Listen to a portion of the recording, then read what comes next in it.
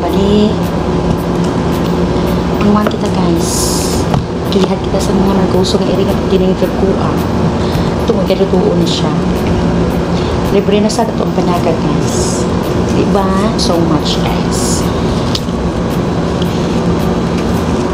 Ito ano siya lutuon guys. Tunod. Okay. Siyempre para nga sudaan mo. So, kumusta po diha? Sa tanang nalagalan tao isa sa akong vlog. Thank you so much.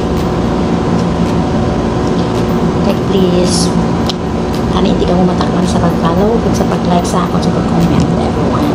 Kita ko kita siya kaya mabuli guys para na monetize kita. Mas kan paano may uruin ko. At syempre guys ako una natin sa hindi bigado kita. So kita hanggang natin magkayod. So dala sa akong magpatrabaho malili amoy ng dahilan guys na nag-vlog ako kaya kasi para swerte ko guys.